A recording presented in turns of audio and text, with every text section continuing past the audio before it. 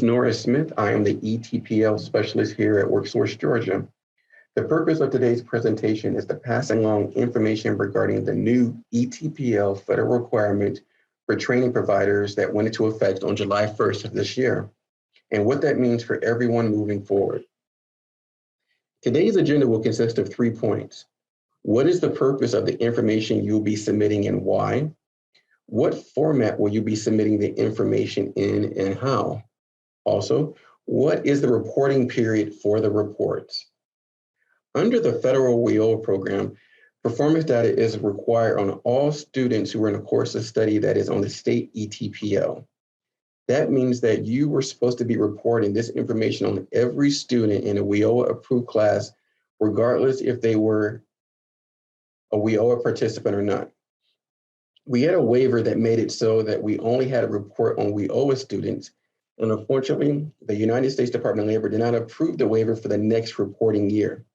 This means that once the reporting period ended on June 30th of this year, we are obligated to start collecting performance data on all students starting July 1st, 2021.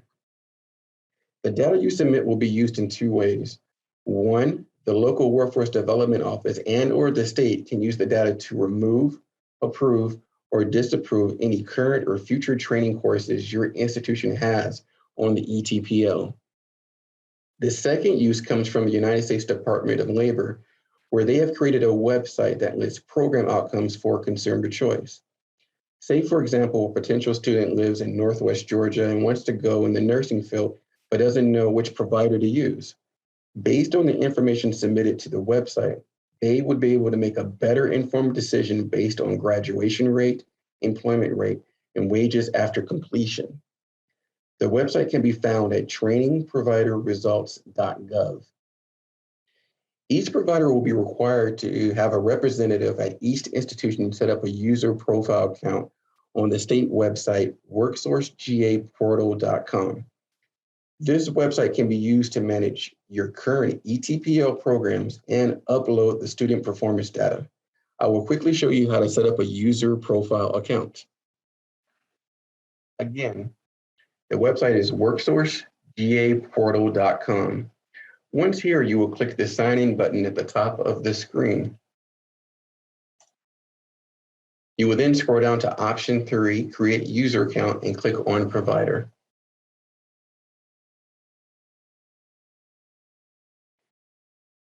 Here you will enter in your institution's federal employer identification number and click find. For the purposes of the presentation, I will use a generic number we use here in the office.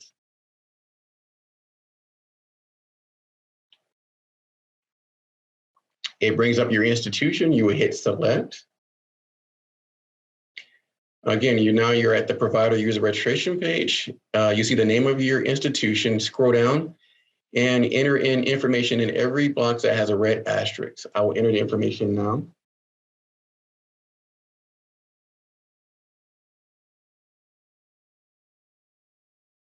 Scroll down to your login information and create a username unique to yourself.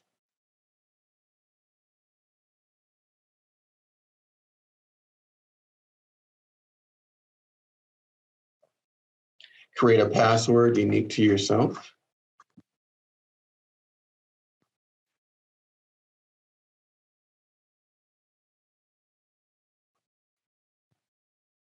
All right, select a security question.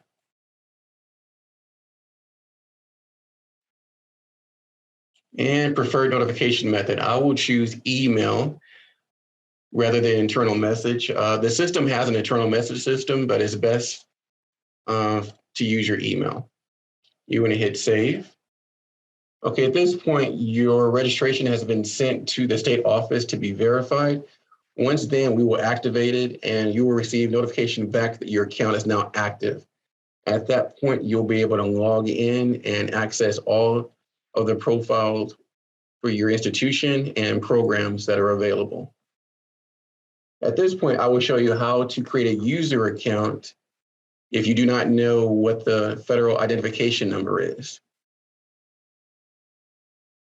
Again, you go back to the home page, go back to sign in, scroll to the bottom for a provider. And here, since you don't know what the number is, we're going to ask you to type in the number 1 and then 8 zeros after it. And then you would hit find. Okay, at this point, it didn't find your institution, so what we're going to do is type in the name of your institution. I'll use the generic one that we created. And then you would type in information in every block that has a red asterisk. I'll use the information here to complete this setup.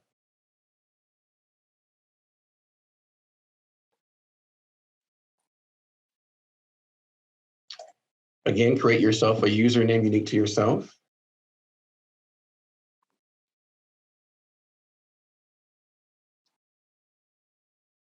Create yourself a password.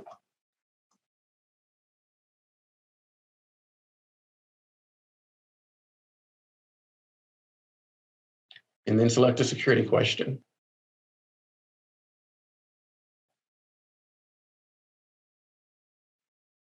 Again, I'm going to choose email for any notifications from this system to receive notification in that method. Hit save. Okay, your registrations have been sent to the state office to be verified. Once then, you will receive notification back that your profile has been activated and you're able to log in and review all the active programs on your profile. And that is how you create a user profile in the WorkSourceGeorgiaPortal.com. How will the data be submitted to the state? Each training provider will have 2 options on the performance submission. Option 1 is the detailed report. This will be the default submission method for all providers. Option 2 will be the aggregate report. I will now show you each of the reports. The detailed report. In this format, you will have to provide the SSN, dates of course entry, completion status, exit date, and if the student received a credential during the reporting period. This will need to be done for each student enrolled in a WIOA approved program. We will gather the wage and employment information on our end in this format. Let me show you what the report looks like. So when you open the spreadsheet, the first tab will be the instructions shown here, where it gives a description of the reporting categories. The second tab will be unique to each institution. Here you will see the program reporting year and the name of the provider listed here. So the next one's going to say 2021 and the name of your institution will be listed here.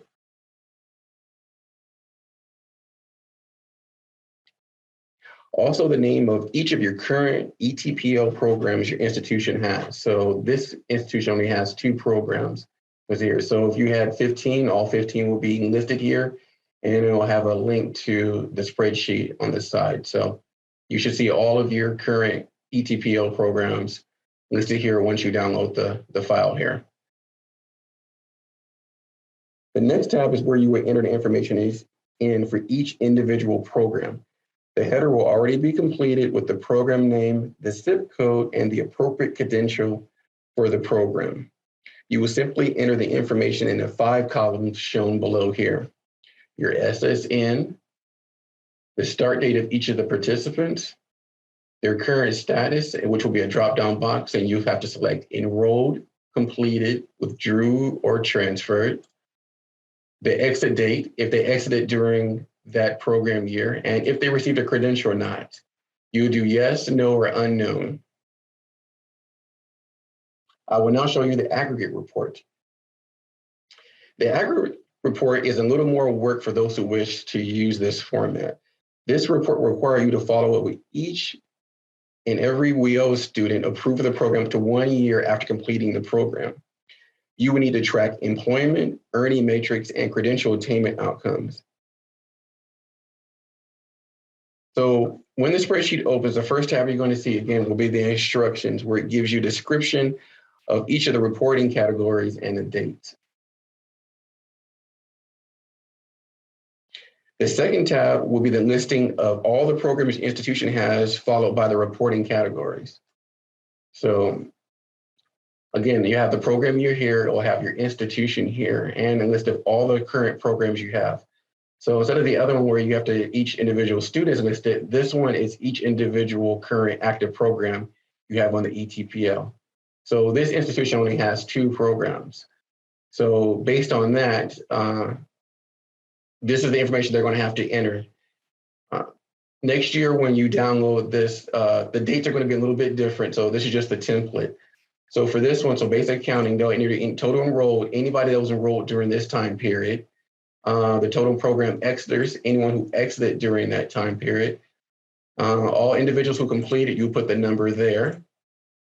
Anybody that received a credential, their numbers will be here. Second quarter exiters, that's anybody that exited that program during this time period, their number will go there.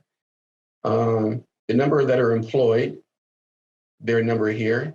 Median earnings in second quarter, that average will be here. And again, the description of what that means is going to be right here. So for the median, their average earning for the second quarter for all the individuals in this course will be here. Total fourth quarter exiters, the individuals that are currently employed in the fourth quarter, and the average earnings in the fourth quarter, which be that date sequence. So when you submit this, it's going to have all the programs you have, and you have to enter numbers in all of these, or the averages, whatever the earnings is, or the median in each one of these boxes. When it's time to upload the data in the system, the detailed performance report will be the one defaulted in your profile. So if you wish to use an aggregate format instead, please let us know and we will change your profile. The first reporting period will be 1 July 2021 to 30 June 2022, which means we will be requesting the data be uploaded to the website sometime in August of next year. So that it may be easier to assemble, we suggest collecting the data throughout the year rather than waiting till the end.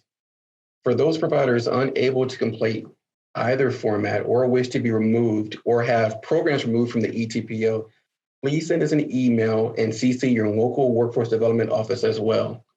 So if you get back to your office and you see that you have 10 programs on the ETPL, but you're really only using 8, send us an email and we'll remove those other 2 so you're not having to report on those 2 programs that you didn't use throughout the year during the reporting period. Again, I would like to thank you for your time, and if later you have any additional questions or concerns, please feel free to reach out to me at the following. Thank you.